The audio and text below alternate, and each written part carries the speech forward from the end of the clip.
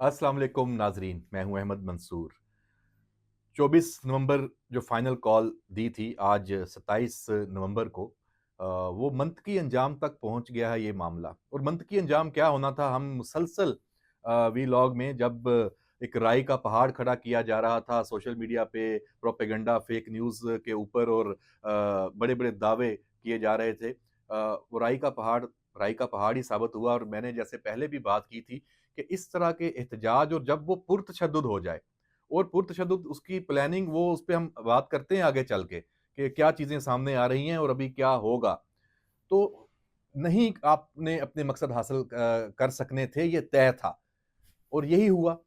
क्या मिला आपको? क्या इमरान खान अडयाला से आप बाहर ले आए हैं?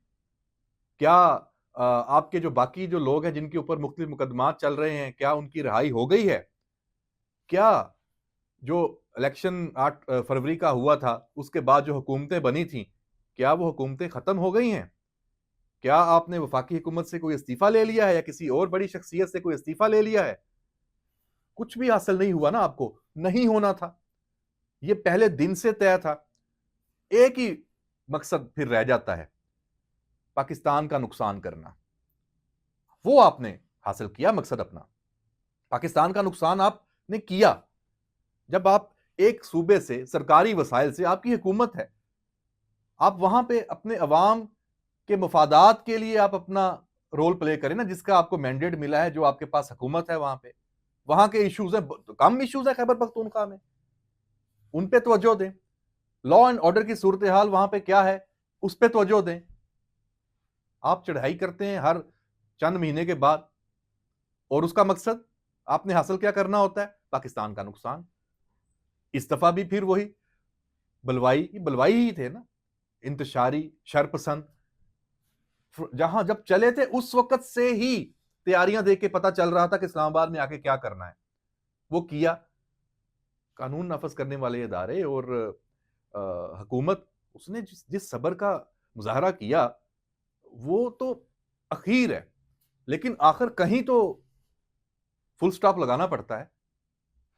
लगाया। फैंटी वेंटी भी लगी। अच्छा, उस पर फिर आपने प्रोपेगेंडा कि एक नए सिरे से इश्तियाल दिलाना, वो भी खैबर पख्तूनख्वा के अवाम को और बाकियों को कि जनाब यहाँ पे लाशें, आपको तो लाशें चाहिए थी ना, वो उस तरह नहीं मिली आपको। हाँ, लाशें आपने गिराई। रेंजर्स के एहलकार शहीद हुए, पुलिस के की शहादतें, जख्मी हैं बहुत सारे जो आपके कारकुन हैं। सारी बात है, जब आप इस तरह के माहौल होगा, वो भी, उनका भी नुकसान हुआ, जख्मी हुए। लेकिन आपने फिगर्स देने शुरू कर दिए, जो बाहर बैठे हैं, 100, 125, 150, फलां अस्पताल में, पोली क्लिनिक में इतनी लाशें लाई गई हैं, इतने जख्मी हैं। तो आखिर ये पोली क्लिनिक की तरफ से ऑफिशियल पूरा डाटा, अच्छा ये डाटा, इसको आप मैनिपुलेट नहीं कर सकते। आप खुद हुकूमत में रहे हैं ना, सरकारी अस्पताल है, वहां पे कैमरे हैं, पूरा एक रिकॉर्ड है। कोई भी पेशेंट जब आता है, कोई अगर डेड बॉडी भी आती है, वो लाशें छुपती नहीं है दुनिया में कभी भी। गजा में इजराइल नहीं छुपा सका, जो कत्लो गारत बर्बरियत करता है, एक एक फिगर सामने आ जाती है पूरी दुनिया में, नहीं छुपती। अब पोली क्लिनिक ने जो अस्पताल की इंतजामिया है, क्या बयान दिया है उन्होंने?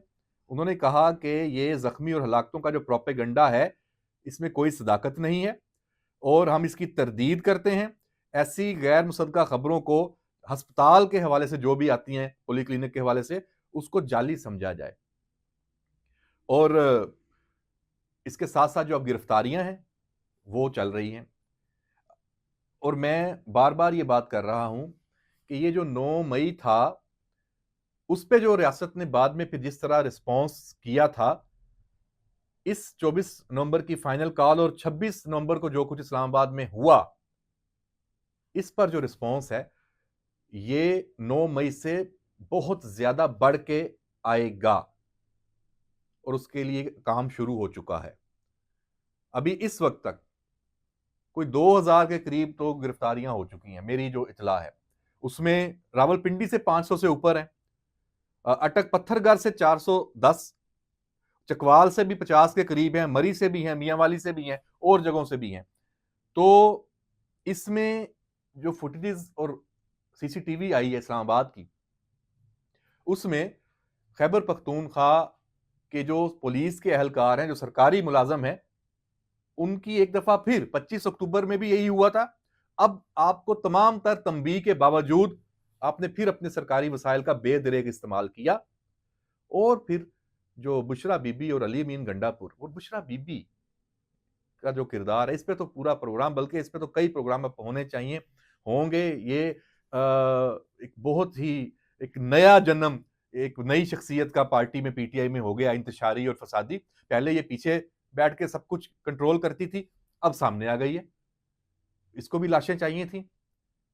और अली अमीन गंडापुर को मेरा ख्याल है कि बुशरा बीबी ने इस्तेमाल किया।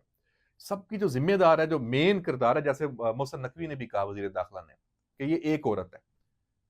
और फिर कैसे भागी? उसी अली बिन गंडापुर जिसकी गाड़ी पे इसने हमला भी करवाया कारकुनों से, पार्टी के कारकुनों से, बुरा भला भी कहा कि ये जाएगा भागेगा, उसी की गाड़ी में साथ ही भागी। और कहां जाके ब्रेक लगाई? मानसेरा में, वापस अपनी राजधानी में, खैबर पख्तूनख्वा हुकूमत के जेर साया इलाके में। क्यों? क्योंकि आपको तो इक्तदार ही चाहिए ना, आपके मजे तो इक्तदार में है। पीछे कारकुन फैंटी खा रहे हैं, आप लोग निकल लिए। तो अब आप फिर, अच्छा ये सिलसिला रुकना नहीं है, ये मैं आपको बता दूं। ये आपने आने दिया, आ गए इस्लामाबाद में, फिर यहां से निकाल दिया, ऑपरेशन कर दिया, लेकिन कब तक? बेलारूस का सदर था, एक आया हुआ भी है।